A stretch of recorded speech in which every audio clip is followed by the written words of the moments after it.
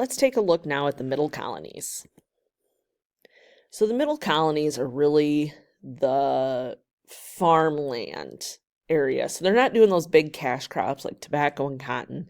They're growing more like wheat, corn, things that we use to eat. Okay. So immigrants came to the middle colonies because it had navigable rivers and harbors, which made it easy to navigate as well as trade. And the farmland was very rich because of the abundance of rivers depositing sediment and making the land very fertile. This land is considered arable, which means it's able to grow crops, it's fertile. The weather was warmer than New England, and they could grow grains, like I said, wheat, corn, rye, barley. And it became known as the breadbasket of the colonies, meaning that's where a lot of the food came from. The people were also attracted by cheap land, also interested in limited government control and religious tolerance in places like Pennsylvania. Over 100,000 Germans immigrated to this area between 1683 to 1783, which at this time is quite a large number. The majority of Germans headed for the back country of Pennsylvania. So remember the back country, we're talking about, the Appalachians kind of area. And they brought new farming techniques with them. Some used indentured servants and some used enslaved people. Settlers grew wealthy by selling their surplus crops, and stores became the center of communities. They prospered better than they did in New England, because remember, again, in New England, the land was very rocky. The growing season was pretty short, and a lot of times those farmers just grew so that they and their families could live. But these growing farms in the middle colonies began to threaten Native Americans who also lived on this land. Many farmers grew grains, and wheat was the most popular. It made a finer flour, and it made softer bread. And so grinding by hand took a long time, and the flour was rough in texture. So they started using grist mills, which was a building that housed machinery for grinding grain. This saved time and energy, and the abundance of rivers, they were allowed to use the power of the water to operate them instead of manual labor. Millers, or the people who ran the grist mill, took a portion of the flour as payment when they ground people's wheat that they brought. Some opened stores and sold those surplus, because again, not everybody's a farmer that lives in an area. Stores really become the centers of the communities in the area. And not all immigrants became farmers or millers, and some settled in the cities. So go ahead and pause and answer this first question. Why were the middle colonies called the breadbasket of the colonies? Settlers looking for new opportunities moved to cities. Okay, so we talked about how not everyone is a farmer, and the cities began to spring up along the Atlantic coast. New York, Philadelphia, Baltimore. In 1681, Philadelphia was founded, and it was the fastest growing city in the colonies. It thrived on crops and trade and commodities, which are trade goods. Okay, the city was ideal. It had wide streets and a grid pattern. It had public parks, ample space, and brick houses. And the Pennsylvania State House is located there, which eventually becomes known as Independence Hall, where the Declaration of Independence is signed and where the Constitution is written. In 1664, New York City was acquired by the English, and we've talked about this quite a bit. It already had brick houses and cobblestone streets and architecture in the Dutch style. But as the city began to expand, it became more English. And New York merchants maintained trading ties with the Netherlands and the Dutch West Indies, which opened up trade routes for the colonists.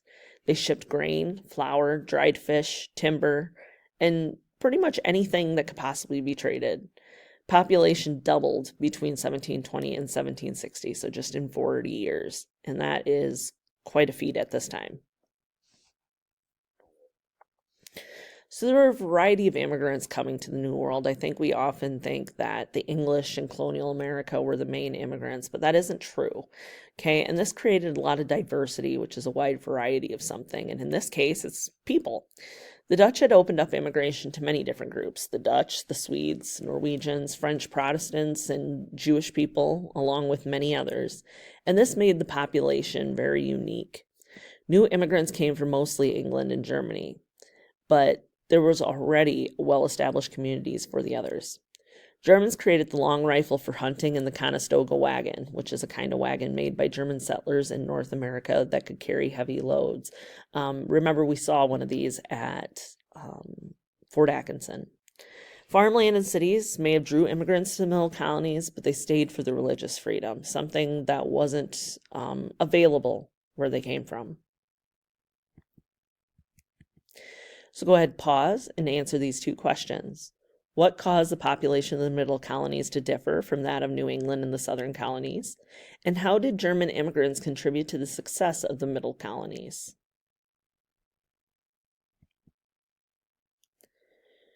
One of the things that the settlers really came for was this religious tolerance. Tolerance is the acceptance of others, and this is really a legacy of the Dutch that founded New Netherlands.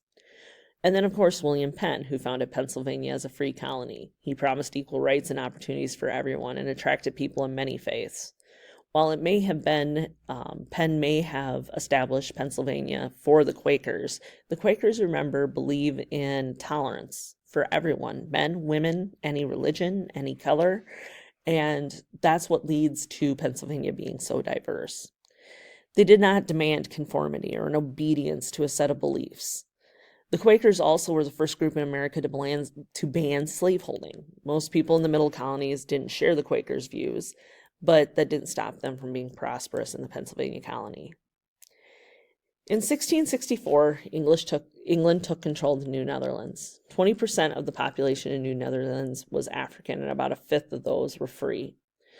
So the Dutch West India Company gave half freedom to older enslaved Africans, and this is something that becomes kind of common practice as the colonies transition, and especially after the founding of our country.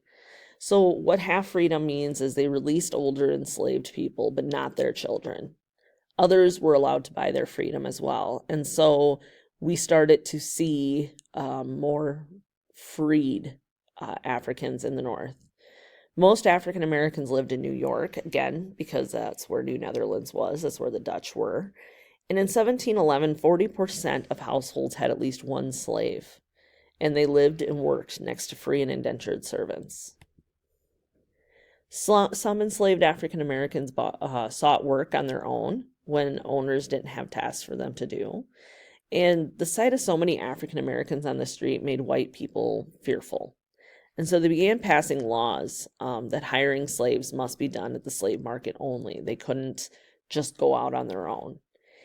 And on April 6th, 1712, the first slave revolt happened in the colonies, and interestingly, happened in New York City.